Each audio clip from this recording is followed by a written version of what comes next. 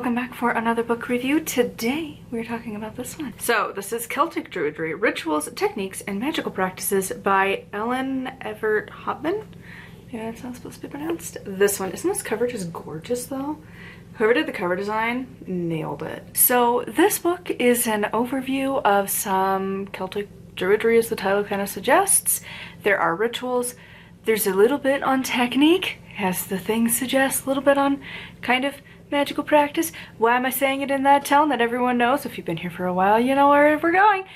Yep, it's a Reconstructionist version. So, yeah, I don't love Reconstructionism, and that is the entire premise of this book. So I gave it a 3, I gave it a meh, because again, I'm not a big fan of Reconstructionism, and that's not the only reason I don't love this book, but it is a big part of it. I don't love the better than thou attitude that the Reconstructionists have, and to be honest, my opinion is getting like more annoyed with them as years go by, because if you don't know what Reconstructionism is in the pagan world, basically it's the idea that our ancestors, despite us knowing they were total assholes all across the board, despite all of that, despite the horrific things they would do to people, the horrific practices, doesn't matter where, every single spot, that there were humans, we did terrible things, we put that on a pedestal. And they have this thing of like modern pagan and modern practices and modern versions like Wicca, where we take inspiration from the past but very much modernize it. I know some Wiccans will be upped, but you are not a Reconstructionist. They are a different brand. And again, modern witchcraft, modern pagan, neo-pagan, like we typically will take a little inspiration from the past, but also we're down to change stuff. Again, my favorite is when we compare like old myths to new, and we have like the story of Persephone, where in the past she was definitely kidnapped, definitely a victim, and neo-pagan approaches is more like, you know, but why would she want to live in the shadow of Demeter? She wanted to be her own entity. She became the queen of the underworld. And it's a very different vibe, right? Reconstructionists hate that with a burning passion. And of course, this is just the most generic example. Of course, the Celtic has that too, I'm sure. But yeah, it's a thing that the Reconstructionists just love the past. We should only do everything based off of the past. And the most scholarly research, I put it in quotes because we don't have a lot of history. Thank you to our Christian ancestors who decided to erase everything ever.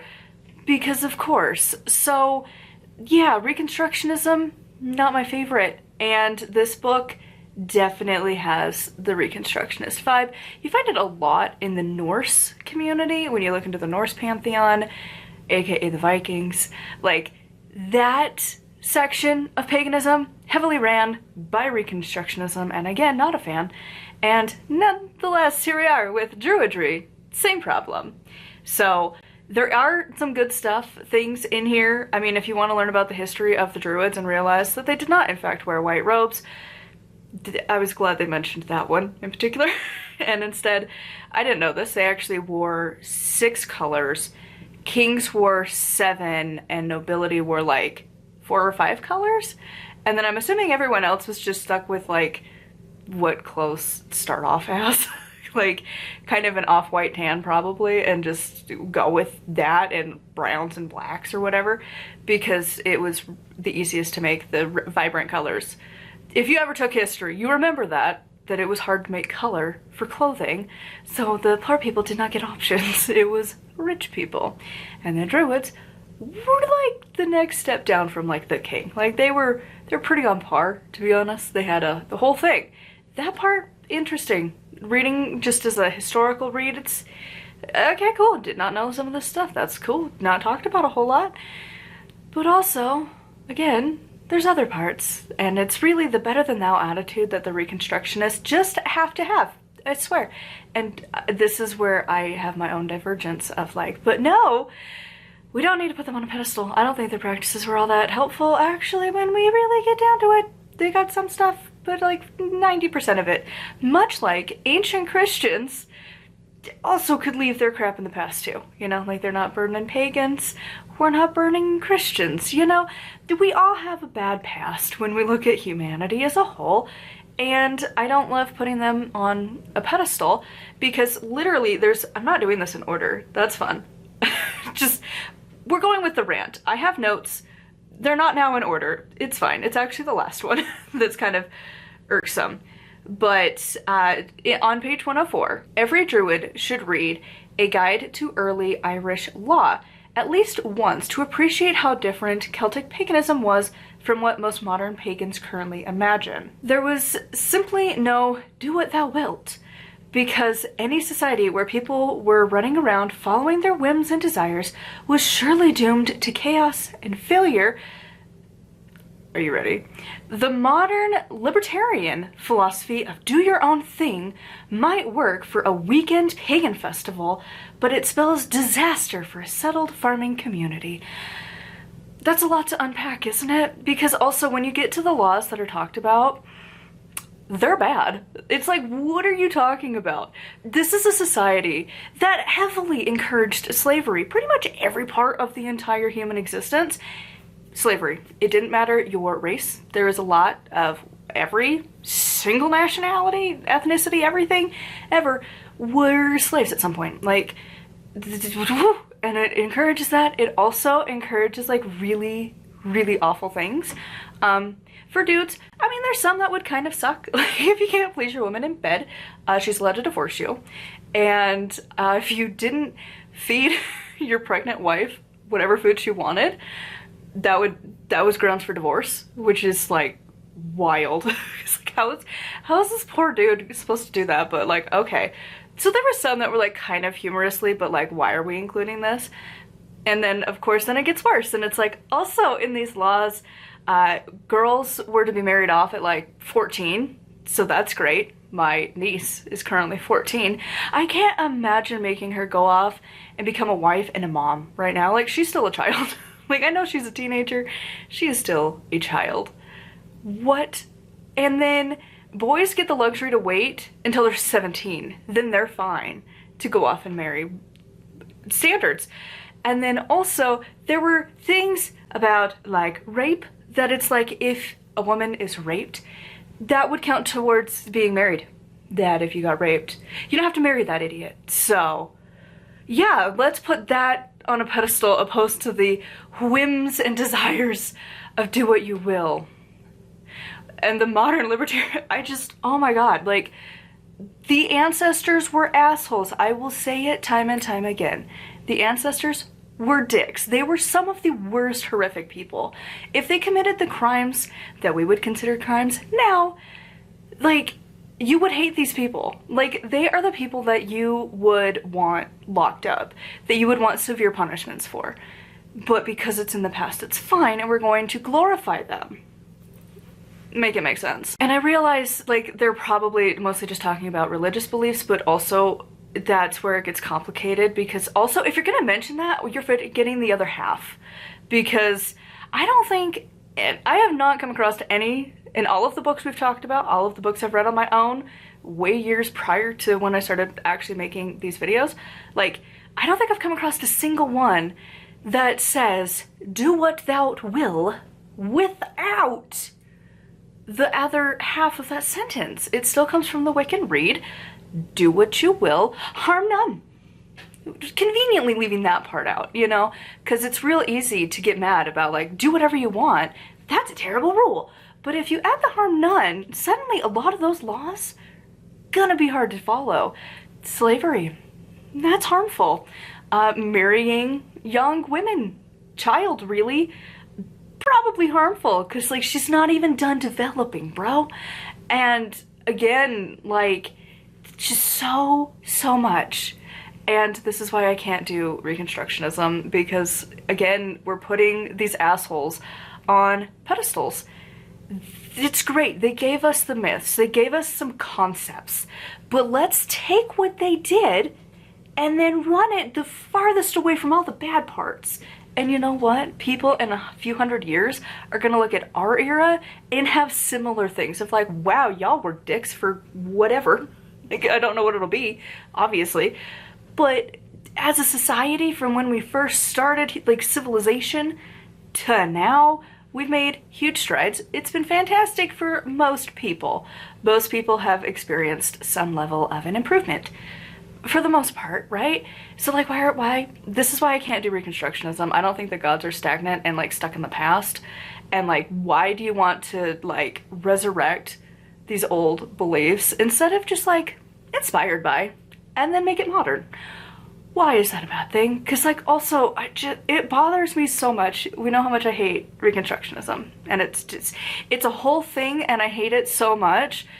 So I'm gonna close the book on that part, because there's another part of this that just makes this book even worse. So there's two parts of this that kind of go together, but in the spirit of doing things backwards, we're just gonna continue backwards. So on page 58, she's talking about this thing of like a myth, and for the context, this daughter ends up gathering all of the herbs and placing them on like a cloak that matches to the human body, of like, this herb fixes this thing, and has this cloak all arranged. And then like her father or something is a usual dick, as they most like all, I swear, most mythology really, there's a lot of really terrible characters. And so he takes the cloak and like kicks it, throws it, whatever. And so needless to say, humanity lost the knowledge of how every plant could help us, right? So at the end of that story is this wonderful line of, oh my God. So this sounds an awful lot like the struggles between the beliefs of allopathic doctors and traditional herbalists. And if you don't know what the allopathic, which I don't even know if I'm pronouncing it correctly, that's modern medicine, okay? That's modern beliefs, modern science stuff. Versus alt health, alt med, pseudoscience, all that jazz. Because, you know, why would we use people who have spent so many years building upon building of research to prove what is safe and what works for people, versus eat this plant that our ancestors didn't die from? You know, it's fine. Because I can guarantee you, a traditional herbalist is not gonna know jack shit about 90% of modern medicine. The allopathic doctors know way more than you will ever. Like, if we're being honest, if you talk to a surgeon and you talk to a, you know, like a neurologist or a hematologist, and then you talk to an herbalist on the exact same things that they're gonna be treating, who are you gonna trust? Who's gonna actually know how to help you? Because again, alt health, why do you have to infiltrate? And it gets worse. That's the thing with this book though. Because you could have that one-off, which is like still obnoxious, but you're like, whatever.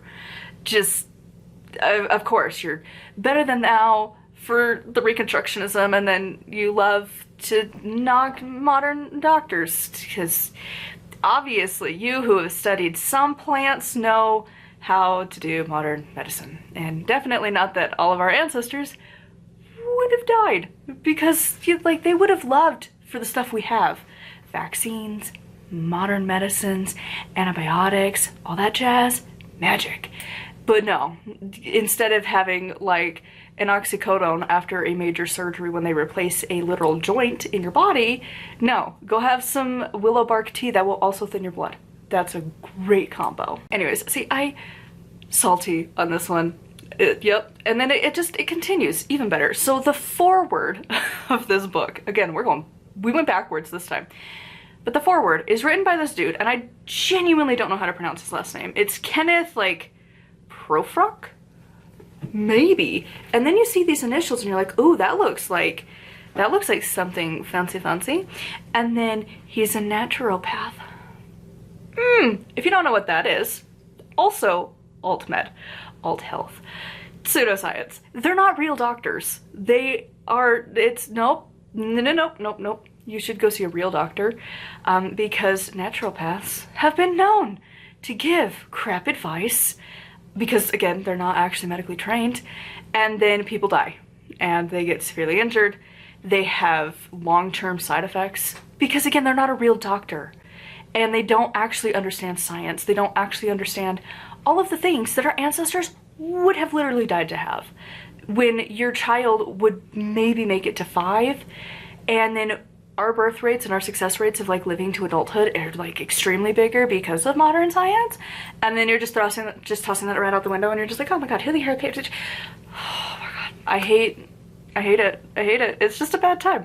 So the fact that that's the person that like the author held on like such a high regard to have the foreword written by, and I think he was actually one of the like main people involved in their little group thing that actually is, I don't know, it sounds like it like disbanded but then also didn't, and they started a new one or something. Yeah, basically though, red flags all over the place. So I didn't love it, and I just, oh my god, it's so hard to find good pagan resources and witchcraft resources that don't start going down these pathways. I would only recommend this if you are into Reconstructionism and specifically looking for a Celtic Druid slant on that. Then this book is probably for you. Just again, remember that modern science is a wonderful thing and we should appreciate it and not knock it. And also, not a better than thou attitude towards people who think that the past could stay in the past. You know, you're not better than us. If anything, oh god, it's just, I can't with it, I can't. And I really thought it was going to be a better book than that, and it really wasn't, so yay. That I've read even this year, but I hate it. That's why I'm leaving it at a 3. It's a generous 3, because like in my personal rating, I'm gonna give it like a 1. I don't appreciate pseudoscience, don't appreciate knocking modern medicine, and that is someone who does not trust a lot of medical doctors. I have been at the receiving end of doctors not knowing anything, and I would still trust the incompetent doctors who deal with me over a naturopath to handle me, because I can guarantee there ain't no way they're gonna know how to treat my stuff, and I would have died had they been the ones treating me. Naturopathic doctors, no, don't do it. They're not great. The regular doctors are great. Traditional, like, herbalists are not going to fix my problems. They would never actually be able to solve anything. Just, again, I think you have to have like a real medical diagnosis where it's like you need modern medicine, without it you would be dead, to appreciate that. Because like there's no way a traditional medicine herbalist person is gonna be able to create the factor that I need for my blood that doesn't create itself. That my body is deficient in one and rejects on all fronts the other that I actually need. And you can't find that in nature, really. I mean, technically you do, because again, the planet. But they do not have a synthetic version, and they have a human-based one. So people who donate your blood, thank you. I've taken parts of your blood. It's so expensive. Again, it's the glory of living in the US. Last time I got a thing for a week's supply, it is over $50,000. Yeah, it's a little over like $4,000 a dose. For context, like every 6 hours. Yeah. And do you know what? I would gladly take that over an herbalist giving me some plant, because it can't create something that's not there.